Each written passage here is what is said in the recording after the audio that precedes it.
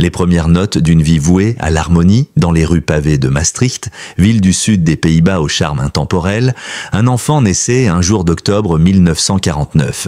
Ce bébé, qu'on nommerait André Léon Marie-Nicolas Rieu, allait grandir au rythme de la musique classique, sans savoir encore que son nom deviendrait synonyme d'une révolution douce dans le monde parfois austère des grandes œuvres symphoniques. Ce premier chapitre retrace l'enfance, l'éducation et les débuts dans la musique d'un homme qui, derrière les sourires qu'il arbore sur scène, dissimule une mélancolie ancienne, profondément ancrée dans une quête de perfection et d'amour inconditionnel. Un berceau bercé par les concertos André Rieu est né dans une famille où la musique n'était pas un simple passe-temps, mais un véritable sacerdoce.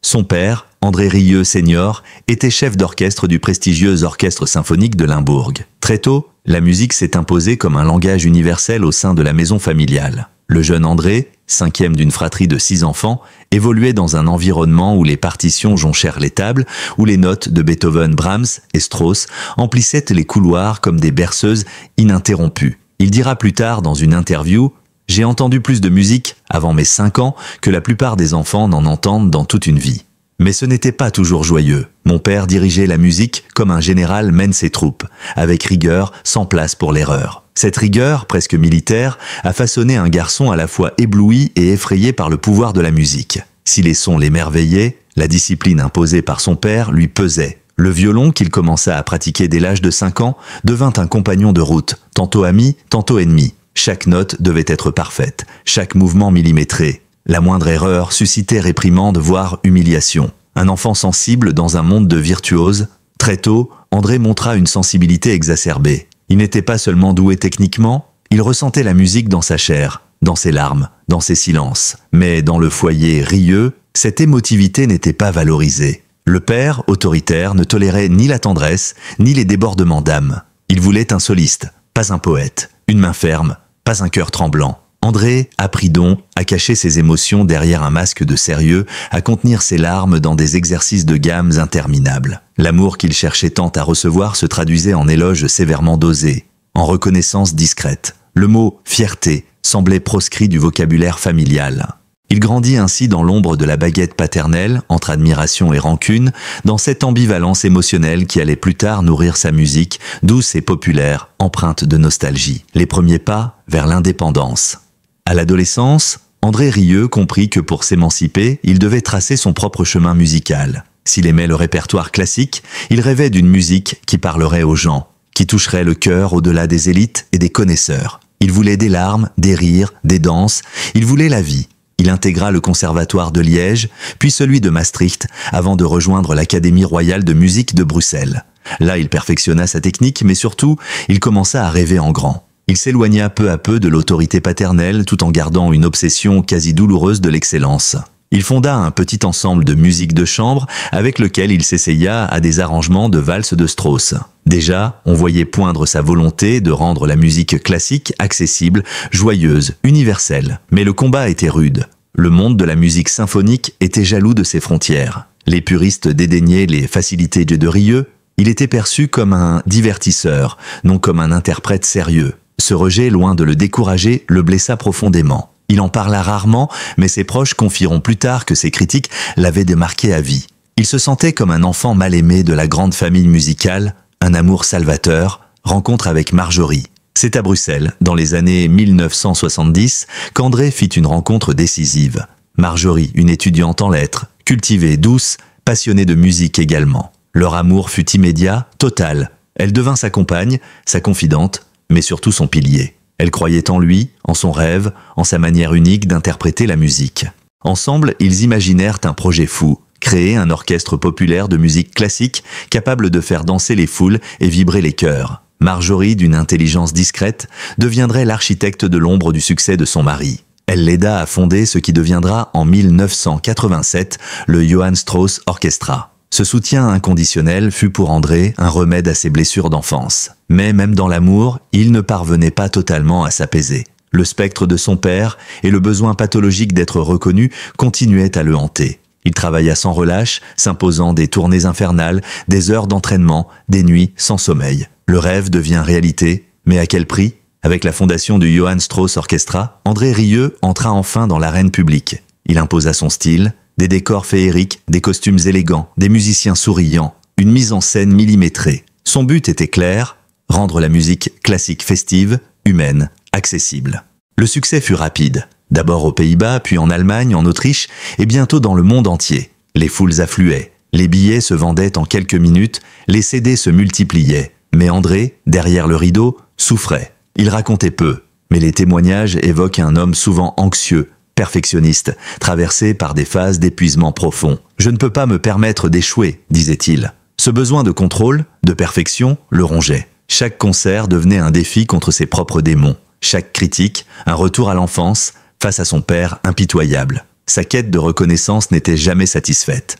Même au sommet, il se sentait incompris par le monde classique et jugé par les intellectuels. Il vivait avec cette blessure, être adulé par le public, mais méprisé par les cercles académiques. Une vie de lumière, un cœur souvent dans l'ombre, ce premier chapitre se termine là où la lumière commence à éblouir. André Rieu, star planétaire, chef d'orchestre adulé, vend des millions d'albums.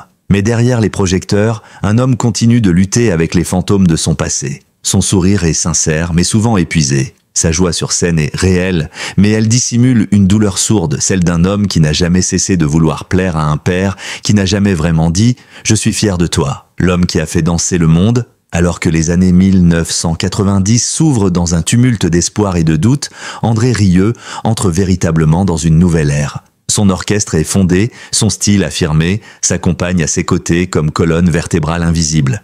Mais ce n'est que le début de l'ascension. Dans ce chapitre, nous explorons la gloire mondiale, les épreuves qui l'ont traversée, les blessures intimes qu'aucun projecteur ne peut apaiser, et surtout, la solitude d'un homme acclamé mais tourmenté. L'explosion du succès, une valse irrésistible. L'Europe découvre un phénomène venu des Pays-Bas. Un homme souriant, tenant un violon, dirigeant un orchestre qui ne ressemble à aucun autre. Le Johann Strauss Orchestra, dans sa splendeur baroque et ses robes de bal flamboyantes, fait revivre les fastes de Vienne avec une touche moderne grand public.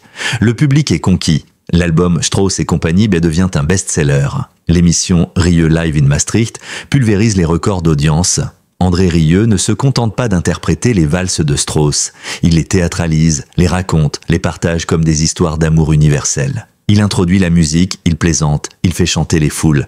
Il brise la barrière entre l'estrade et le spectateur. Les tournées s'enchaînent. Berlin, Vienne, Paris, puis l'Australie, les États-Unis, le Japon. Les concerts deviennent des événements à part entière. Des milliers de personnes remplissent des stades, des arènes, parfois sous la pluie, uniquement pour l'écouter jouer le beau Danube bleu ou la marche de Radetzky. André Rieu a gagné son pari, rendre la musique classique populaire. Mais à quel prix? L'autre visage de la gloire. Alors que l'Europe le consacre le roi de la valse, André Rieu entame une guerre silencieuse contre l'épuisement. Les années 1995 à 1005 sont les plus intenses de sa carrière. Il donne plus de 120 concerts par an. Il voyage en jet privé, dort peu, mange mal, vit dans un rythme dicté par l'exigence absolue du spectacle. Peu de gens savent qu'à cette époque, il est en proie à des troubles du sommeil, à des douleurs chroniques au dos et à une forme de dépression larvée. L'homme qui fait rire les foules pleure parfois seul, après les concerts, dans les loges vides. Il le reconnaîtra bien plus tard. Je voulais que chaque concert soit parfait. Mais j'avais peur de ne pas être à la hauteur. Je me réveillais la nuit en pensant à une note mal jouée. Le succès est une drogue qui demande toujours plus. Son épouse Marjorie devient à la fois son manager et sa gardienne. C'est elle qui impose des pauses, qui négocie les contrats, qui le pousse à ralentir. Sans elle, admettra-t-il, il se serait sans doute effondré bien plus tôt. Mais même l'amour ne suffit pas toujours à contenir les blessures du passé. André vit avec le sentiment de ne jamais être complètement reconnu par l'élite musicale. Certains critiques le qualifient de clown du classique, de showman pour ménagère. Ces jugements, souvent injustes, le blessent au plus profond. Les années Maastricht, entre faste et fatigue. À partir de 2005, André installe une tradition qui deviendra mythique. Chaque été, il organise à Maastricht, sa ville natale, une série de concerts en plein air sur la place Vrijthof. Ces spectacles attirent des dizaines de milliers de personnes du monde entier. Les fans viennent de l'Australie, du Brésil, d'Afrique du Sud. Certains en fauteuil roulant, d'autres en larmes. C'est là que l'homme et l'artiste fusionnent le plus. Il retrouve sa terre, ses racines et y offre son cœur. Mais c'est aussi à Maastricht qu'il commence à montrer des signes de faiblesse. En 2010, il annule plusieurs concerts pour raison de santé. Un virus de l'oreille interne, provoquant des vertiges sévères, l'empêche de jouer. Ce n'est pas seulement une alerte physique, c'est une fissure dans son armure. Pour la première fois depuis 20 ans, André doit faire face à l'idée de sa vulnérabilité. Son public est bouleversé. Les billets sont remboursés, mais les messages affluent. Des milliers de lettres, de vidéos, de poèmes lui parviennent. « Reposez-vous, maestro, on vous attend ». Ce soutien inattendu le bouleverse. Mais il comprend aussi une vérité douloureuse. Il a bâti un empire musical sans jamais se donner le droit de faillir. Le fardeau des attentes, quand tout repose sur ses épaules, le Johann Strauss Orchestra, c'est lui. La marque André Rieu, c'est lui. Les décisions artistiques, le style visuel, la gestion des tournées, les répétitions, tout passe par lui. Il est à la fois violoniste, chef d'orchestre, metteur en scène, PDG et figure paternelle pour des dizaines de musiciens. « Je porte 150 familles sur mes épaules », disait-il. « Si je tombe, c'est tout un monde qui s'écroule. » Ce sens de la responsabilité l'honore. Mais il l'écrase. Lors d'un documentaire diffusé en 2013, on voit un André tendu, nerveux, vérifiant chaque détail du décor, exigeant que les fleurs soient symétriques, que les robes soient se repasser avec soin, que chaque note soit fidèle. Il vit dans l'angoisse du moindre faux pas. Dans sa maison de Maastricht, luxueuse mais sobre, il s'isole parfois pendant des jours. Il compose, il rêve, mais il lutte aussi contre les idées noires. Il avoue avoir été tenté à plusieurs reprises d'arrêter. Mais je ne sais pas qui je serais sans la musique, c'est toute ma vie. Et peut-être toute ma peine aussi, une tristesse cachée derrière un sourire. Dans les médias, André Rieu sourit, toujours. Il accueille les journalistes avec chaleur, parle plusieurs langues, plaisante, serre des mains, signe des autographes. Mais les plus attentifs auront noté quelque chose dans ses yeux, une fatigue, une lueur de mélancolie. Un soir, après un concert à Sydney, un technicien rapporte avoir vu André assis seul sur une caisse, le regard perdu. Quand on lui demanda s'il allait bien, il répondit: « Le plus dur, ce n'est pas de jouer, c'est d'arrêter de jouer. Le silence est plus bruyant que la musique. » Cette phrase résume peut-être tout. Derrière les valses, les fleurs, les sourires, se cache une solitude. Celle de l'enfant qui n'a jamais guéri. Celle du perfectionniste jamais satisfait. Celle de l'homme qui, pour faire danser les autres, s'est souvent oublié lui-même. Un message universel, un besoin de paix. Pourtant, malgré tout, André Rieu continue. Il joue, il crée, il offre. Pourquoi? Pour qui? Sans doute pour ses parents qu'il a voulu impressionner. Pour ses enfants qu'il aime profondément, pour son public qu'il considère comme une seconde famille. Mais surtout pour une idée, la musique adoucit les cœurs, guérit les âmes, traverse les frontières. Il rêve d'un monde où les peuples dansent ensemble, où les querelles s'éteignent dans les notes d'une valse.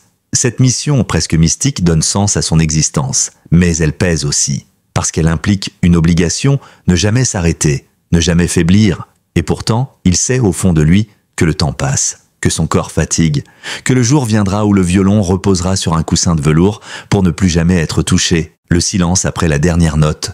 Le rideau tombe doucement sur la scène du monde. La lumière s'adoucit, les applaudissements se taisent, et dans cette étrange suspension, André Rieu écoute une autre musique, celle du silence. Après des décennies de triomphes, de valses et de voyages, il se retire peu à peu du tumulte, non pas par faiblesse, mais par choix. Ce chapitre explore les dernières années de sa vie publique, les drames qu'il a dû affronter, les blessures qu'il a apprivoisées et la manière dont il s'est préparé à ce que beaucoup redoutent, disparaître sans bruit, mais en laissant une trace éternelle, le ralentissement d'un cœur fatigué. À partir de 2015, un changement subtil s'opère chez André Rieu. Les tournées continuent, mais elles deviennent moins fréquentes, plus choisies, davantage espacées. Le corps commence à poser ses limites, les douleurs se multiplient. Son deuil, déjà fragilisé depuis des années, l'oblige à annuler des concerts. En 2016, il évoque pour la première fois la possibilité de ralentir. « Je ne suis plus un jeune homme », dit-il dans une interview télévisée. « Je veux continuer, mais autrement, à mon rythme. » Le public comprend, même s'il redoute. André, c'est plus qu'un artiste, c'est un rendez-vous d'émotions. Certains fans, vieillissants eux aussi, planifient leur dernier voyage pour le voir jouer une dernière fois. À Maastricht,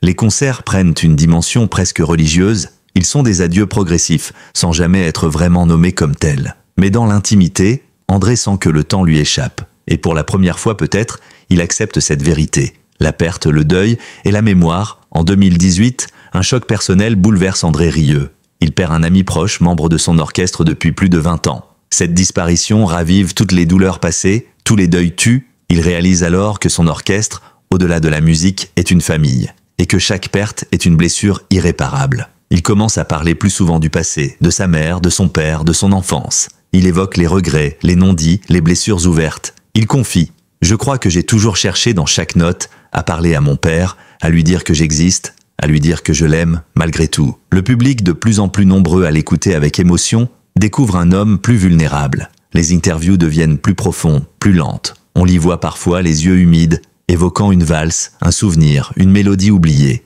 André Rieu ne se contente plus de faire danser le monde. Il lui offre sa mémoire. La musique, comme testament, André Rieu n'a jamais été un compositeur dans le sens classique du terme.